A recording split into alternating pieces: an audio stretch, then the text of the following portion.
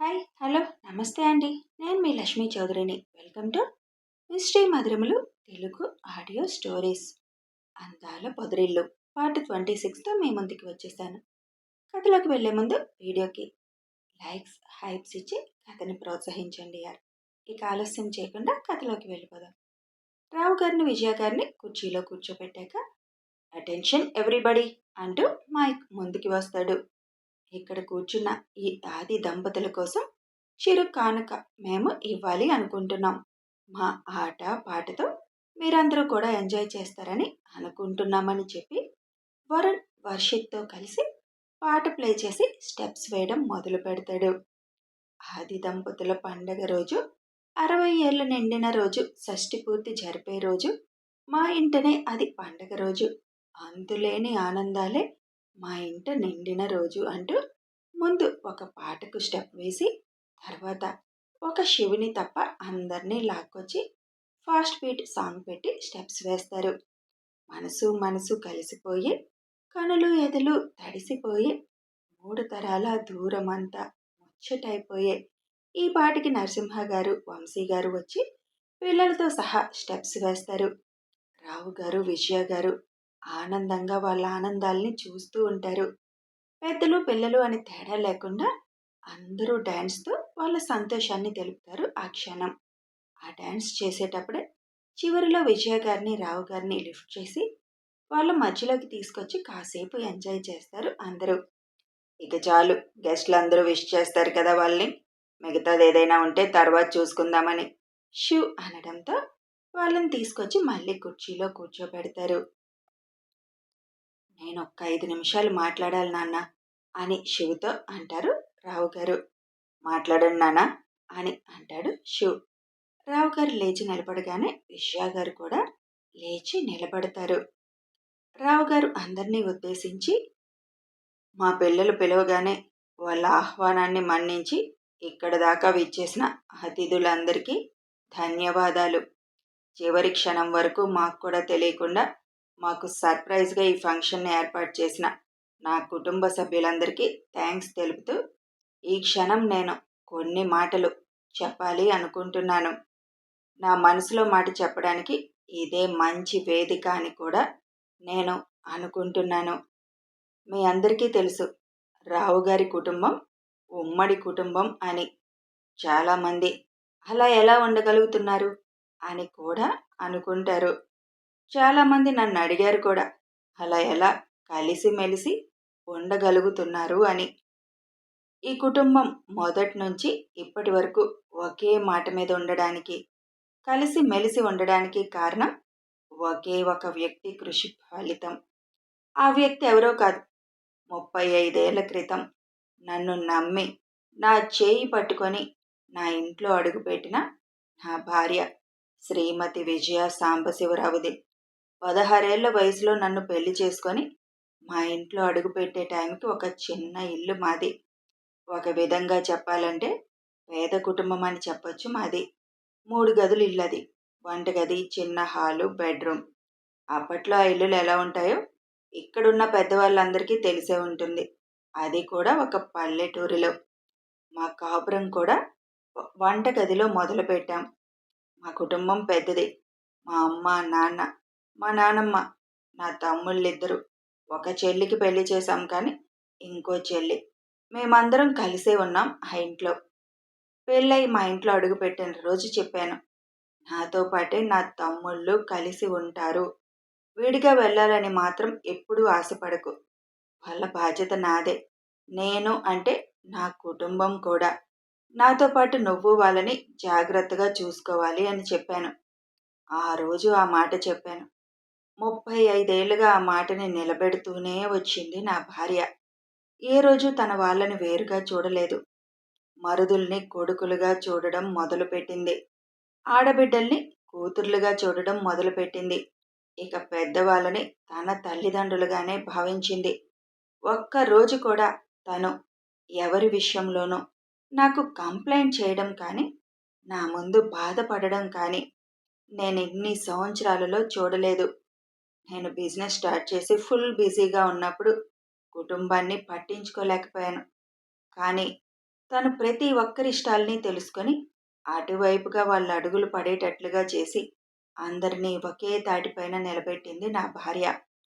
మగవాడిదేముంది, సంపాదిస్తాడు. కానీ ఒక కుటుంబం సంతోషంగా ఉండాలంటే మాత్రం ఆడది ముఖ్య పాత్ర పోషించాలి.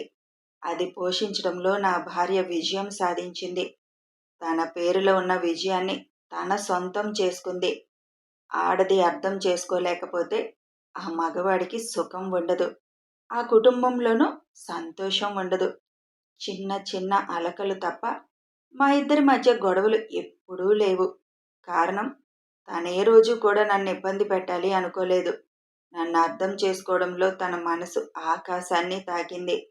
ఆస్తులు, అంతస్తులు పెరుగుతున్నా తనలో మాత్రం గర్వం కొంచెం కూడా పెరగలేదు. చాలా ఆశల్ని, కోరికల్ని సాక్రిఫైస్ చేసింది నా భార్య. తనని నేనెక్కడికి తీసుకువెళ్ళింది కూడా లేదు. సంతోషంగా మాకంటూ టైం గడిపింది కూడా అప్పట్లో లేదు. ఎంతసేపు ఆఫీసు బాధ్యతలు నేను తీసుకుంటే, కుటుంబ బాధ్యత తను తీసుకుంది. ఆ బాధ్యతల నడుమే మా జీవితాల్ని గడిపేశాం. తోడి కోడళ్లను కూడా తోబుట్టువులుగా మార్చుకొని, కుటుంబాన్ని ఉమ్మడి కుటుంబంగా మలచింది నా భార్య. మీరందరూ ఎన్నోసార్లు అన్నారు, మీ కుటుంబం ఉమ్మడిగా ఒకే మాట మీద ఎలా ఉంచగలుగుతున్నారు రావు గారు అని. నేను కాదు ఉంచగలిగింది అలా. ఇదిగో నా భార్య అని విజయ గారి భుజం చుట్టూ చేయి వేసి, నా కోరిక ఉమ్మడిగా ఉండాలని మాత్రమే. కానీ ఆ కోరికను నెరవేర్చుకోవాలంటే మాత్రం నా భార్య సహకరిస్తేనే. తాను సహకరించకపోతే ఈరోజు మా బృందావనం ఉండేదే కాదు.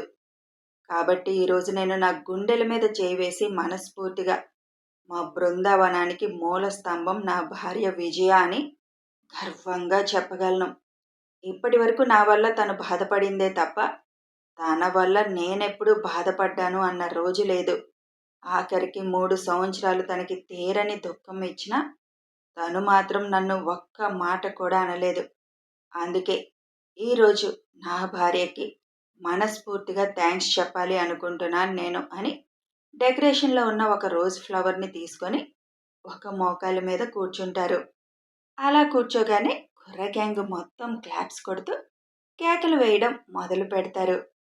విజయ గారు అది చూసి నోటి మీద 2 చేతులు వేసుకొని లేవమని అంటారు. ఏం పర్వాలేదు అని. థ్యాంక్ యూ విజయ, నా లైఫ్లోకి నువ్వు వచ్చినందుకు.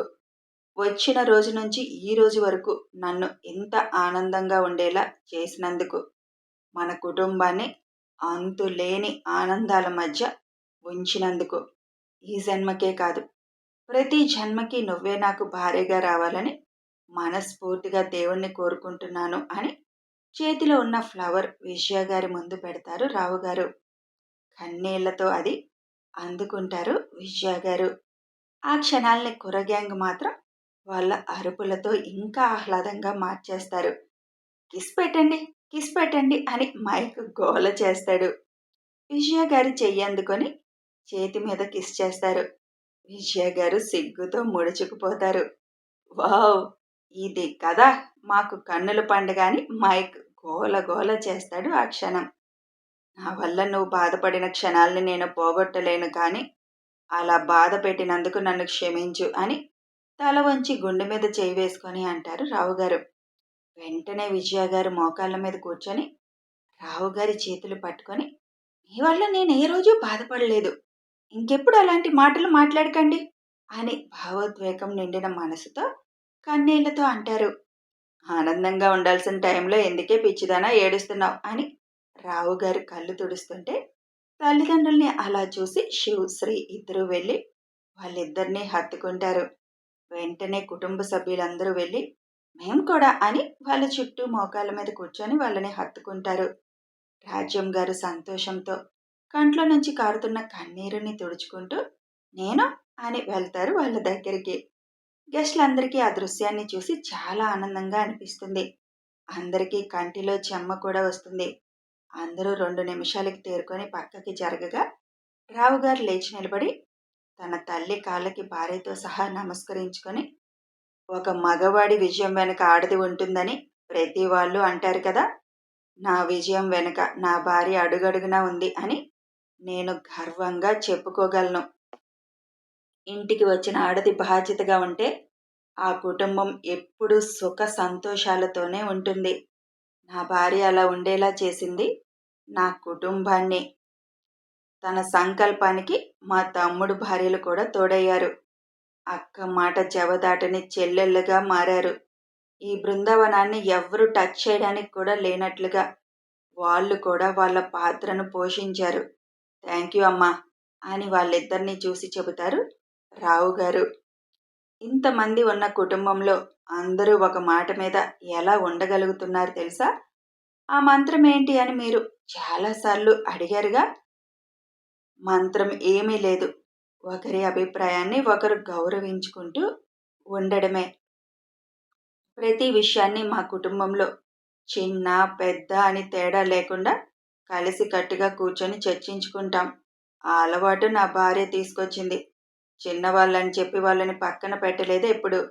వాళ్ళని నేను అడిగేదేంటి అని ఎప్పుడూ అనుకోలేదు తను. ఏదైనా చేయాలనుకున్నప్పుడు అందరం కలిసి చర్చించుకొని, అందరి అభిప్రాయాలు తీసుకొని అప్పుడు ఆ పని చేసేవాళ్ళం. ఎవరికి ఈగోలు అనేవి ఉండవు. ఇప్పుడు కూడా మేము అదే కంటిన్యూ చేస్తున్నాము.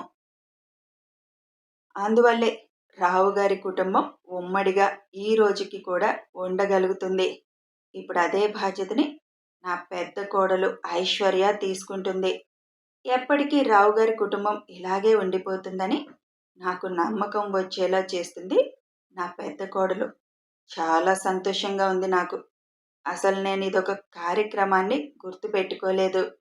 కానీ ఇవాళ నా కుటుంబం మొత్తం మమ్మల్ని ఇంత ఆనందంలో ముంచి తేల్చింది. Thank you my dear family members. నిజంగా మాకింత పెద్ద సర్ప్రైజ్ ఇచ్చారు అని రావుగారు అందరినీ చూస్తూ చెబుతారు. అందరి మనసులు భావోద్వేగాలకు గురి అవ్వడంతో అది చూసిన రావుగారు, ఇంతకీ పెళ్లి మాత్రమే చేశారా మా ఇద్దరికి? దాని తర్వాత జరిగే ఘట్టానికి కూడా ఏర్పాట్లు చేశారా అని మీసం తిప్పుతూ కొంటిగా అడుగుతారు. రావుగారు అలా అడగగానే అందరూ ఆనందంగా నవ్వేస్తారు. విజయ గారు, ఏం మాటలవి అని సిగ్గుపడుతూ చిన్నగా అంటారు. శివ్ తండ్రి అల్లరిని చూసి అందంగా నవ్వేస్తూ, కూర్చోండి నాన్న ఇంకా అని అంటాడు. ఇంకో విషయం మీ అందరికీ చెప్పాలి. మా అబ్బాయి వరుణ్కి, మా మేనకోడలు స్నేహకి కూడా ఈరోజు ఎంగేజ్మెంట్ అయిపోయింది అని అనౌన్స్ చేసి విజయ గారు చేయి పట్టుకొని కూర్చుంటారు రావు గారు. ఫస్ట్ మూడో తరమైన ఆయు ఆశిని వాళ్ళ దగ్గరికి బ్లెస్సింగ్స్ కోసం పంపిస్తారు. ఆయు ఆశి ఇద్దరు తాతు నాను ముందుకు వెళ్ళి, షష్ఠి పొట్టి మహోత్సవ శుభాకాంక్షలు తాటు నాను అని అచ్చ తెలుగులో శుభాకాంక్షలు తెలుపుతారు ఇద్దరు. వాళ్ళు తెచ్చిన గిఫ్ట్ ఇద్దరి చేతుల్లో పెడతారు. అది చూసిన అశ్రు, మొన్నేం తేలేదు గిఫ్ట్, నాకు ముందు తెలీదు, నేను గిఫ్ట్ ఇస్తాను, నాకు తీసుకురండి అని గోల చేయడం మొదలు పెడతాడు. అది విన్న ఆయు ఆశి, అశ్రు కమాన్ అని అశ్రుని పిలిచి వాళ్ళ పక్కన నిలబెట్టుకొని, మనందరం ఒకే ఫ్యామిలీ కదా, ఎవరిచ్చినా ఒకటే కదా, మేమిచ్చినా నువ్విచ్చినా ఒక్కటే, నువ్వింకా మాకంటే చిన్నవాడివి కదా, అందుకే అందరి తరపున మేం తీసుకున్నాం, మనందరం ఇస్తున్నట్లే ఈ గిఫ్ట్ అని అశ్రుతో అని, అలాగే ఆదిత్, హన్సిక, మైరా, వివాన్, విహాన్, హర్షిత్ అందరినీ పిలిచి వాళ్ళ వెనక నిలబెట్టుకుంటారు. బుజ్జిగాడిని కూడా వదలకుండా విజయ గారి ఒడిలో కూర్చోబెట్టేస్తారు ఆయు ఆశి. మీకోసం మేము కొన్న చిన్న గిఫ్ట్ టాటూ నాన్ను అని వాళ్ళిద్దరి చేతిలో పెట్టగానే అవి తన మనవడు మనవరాలు కిడ్డీ బ్యాంకులో మనీతో కొన్నారని వాళ్ళకి అర్థమైపోతుంది. వాళ్ళిద్దరూ దాచుకున్న మనీతో మాత్రమే కొన్న, అందరినీ కలుపుకున్నారని ముచ్చటగా వాళ్ళని ముద్దు చేసి, మీరెందుకు నాన్న మా గిఫ్ట్లు కొనడం, మీరే మాకు పెద్ద గిఫ్ట్ అయితే అని అంటారు రావుగారు. మేమెలాగో మీకు గిఫ్ట్స్మే తాత, కానీ మాకు సరదాగా ఇవ్వాలనిపించింది, ఓపెన్ చేయండి అని అంటాడు ఆయు. మీరే ఓపెన్ చేయండి అని అనగానే అది ఓపెన్ చేయగానే అందులో ఉన్నవి చూసి కళ్ళల్లో నీళ్లు తిరుగుతాయి రావు గారికి, విజయ గారికి. తాతయ్యకి కడే, నువ్వు వేయి నాన్న, నాన్నకి గాజులు మీరు తొడగండి తాతు అని చెబుతారు ఆయు ఆశే. మనవడు మనవరాలు ముచ్చట తీర్చడానికి అలాగే అని రావు గారు విజయ గారి చేతులకి గాజులు తొడుగుతారు. అలాగే విజయ గారు రావు గారి చేతికి కడా తొడుగుతారు. పిల్లలందరూ చప్పట్లు కొట్టి ఆనందంగా చూస్తూ ఉంటారు. ఒకరికొకరు అవి తొడుగుకోగానే ఆశి వాళ్ళ పాదాలకి నమస్కారం చేసుకుంటారు. వాళ్ళని చూసి మిగిలిన పిల్లలు కూడా దండం పెట్టగానే ఇక మీరు పక్కకు వచ్చేయండి నాన్న అని అంటాడు శివ్. పిల్లలందరూ మళ్ళీ విష్ చేసేసి పక్కకి వచ్చేస్తారు. నరసింహ గారు వంశీ గారు దంపతులతో సహా వెళ్ళి వాళ్ళ పాదాలకి నమస్కరించుకొని విషెస్ తెలుపుతారు. తర్వాత శివ్ ఐషు ముందుకు వెళ్తారు. ఇద్దరి కాళ్ళకి నమస్కారం చేస్తుంటే ఆపేసి ఇద్దరిని హత్తుకుంటారు రావు గారు విజయ గారు. నేను మీకు ఇచ్చే గిఫ్ట్ ఒకటే అత్తయ్య. మీలాగే ఈ కుటుంబాన్ని ఒకటిగా ఏ కలతలు లేకుండా కలిసి ఉండేలా చేస్తాను. పెద్ద కోడలుగా మీరు మొదలుపెట్టి నిర్మించిన ఈ బృందావనాన్ని ఎప్పటికీ చెక్కు చెదరనివ్వను. ఐ ప్రామిస్ యూ అత్తయ్య అని అంటుంది ఐషు. మీ ఇద్దరు అలా ఉంచుతారని మాకు నమ్మకం ఉంది. ఇక మాకే దిగులు లేదు అని అంటారు రావు గారు. తర్వాత వరుసగా అన్వేష్ అమృత, శ్రీ ఆనంద్, అన్వి అంకిత్, వరుణ్ స్నేహ, వర్షిత్ వాళ్ళ దగ్గర ఆశీర్వాదాలు తీసుకొని విష్ చేసి వచ్చేస్తారు. అనురాధ రాజేష్ దంపతులు, శ్రీహిత్, తర్వాత హరి గారి దంపతులు కిరణ్ శ్రావణి, నారాయణ గారి దంపతులు రాజ్ సుజన, మైక్ రోజీ రాగిని విశాల్, చేతన్ నిఖిత వరుసగా ఇంకా వాళ్ళకంటే చిన్నవాళ్ళైన వాళ్ళందరూ విష్ చేసి వాళ్ళ ఆశీర్వాదాలు తీసుకుంటారు. విజయ గారి తమ్ముడు ఇష్టంగా, మరదలు కష్టంగా వంగి నమస్కారం చేసుకుని ఆశీర్వాదం తీసుకుంటారు. వాళ్ళ పిల్లలు కూడా సంతోషంగా వచ్చి విజయ గారి రావు గారి దగ్గర ఆశీర్వాదం తీసుకుంటారు. ఇక ఫ్యామిలీ మెంబర్స్ అందరూ పక్కకు వెళ్ళిపోగానే గెస్టులు ఒక్కొక్కరుగా విష్ చేయడానికి రావడం మొదలు పెడతారు. విష్ చేసిన వాళ్ళందరినీ దగ్గరుండి శివ్ ఐషు డిన్నర్కి పంపిస్తారు. గెస్టులందరూ కూడా మీరు చాలా అదృష్టవంతులు రావు గారు. మీ పిల్లలు మీకు ఇంత ఘనంగా వేడుక జరిపించారు. అందరికీ ఇలాంటి అదృష్టం దక్కదు. నిజంగా మాలాంటి వాళ్ళందరికీ మీ కుటుంబం ఒక ఆదర్శ కుటుంబంగా మారిపోతుంది అని అంటారు. గెస్టులందరూ భోజనం చేసి వెళ్ళిపోగానే కుటుంబ సభ్యులు బంధువులు మాత్రమే మిగలగా అందరూ కలిసి డిన్నర్ చేయడానికి డైనింగ్ ఏరియాకి వెళ్తారు. సరదాగా అక్కడ ఒకే ప్లేట్లో రావు గారికి విజయ గారికి వడ్డించగానే థ్యాంక్ యూ డియర్స్, నా భార్యకి తినిపించే అవకాశం నాకు ఇచ్చారు అని ప్రేమగా విజయ గారి నోటికి స్వీట్ అందిస్తారు ముందు. తర్వాత విజయ గారికి ఫస్ట్ ఆయనే ఇష్టంగా ప్రేమగా భోజనాన్ని తినిపిస్తారు. విజయ గారు కూడా రావు గారికి తినిపించడం మొదలు పెడతారు. వాళ్ళిద్దరే ఉన్నట్లుగా ఫీల్ అయి ఆస్వాదిస్తారు ఆ క్షణాలని. మిగతా వాళ్ళు కూడా వాళ్ళని డిస్టర్బ్ చేయకుండా సైలెంట్గా భోజనాలు చేసేస్తారు. మీడియా అనే వాళ్ళకి వాళ్ళు వస్తే మొత్తం గందరగోళంగా ఉంటుందని చిన్న ఇన్ఫర్మేషన్ కూడా వెళ్లకుండా చాలా జాగ్రత్త పడతాడు శివ్. తర్వాత సోషల్ మీడియాలో ఫొటోస్ వాళ్ళే విడుదల చేస్తారు. ఈ ఆనందాలని అన్నిటినీ అందరి గుండెల్లో పదిలంగా మలుచుకొని ఇంటికి స్టార్ట్ అవుతారు. అక్కడి నుంచి అందరూ కథ కొనసాగుతుంది. నిన్న మీరందరూ ఇచ్చిన కామెంట్స్కి చాలా చాలా థ్యాంక్ యూ యార్. నిజంగా నేను ఒక ఉమ్మడి కుటుంబాన్ని రాయాలని అనుకున్నప్పుడు ఎవరైనా చదువుతారా అనుకునేదాన్ని. కానీ లిపిలోనూ ఇక్కడ 2 చోట్ల దీన్ని ఆదరిస్తున్నారు. Thank you so much. Video నచ్చితే ఒక లైక్ చేయండి, షేర్ చేయండి. Thanks for watching.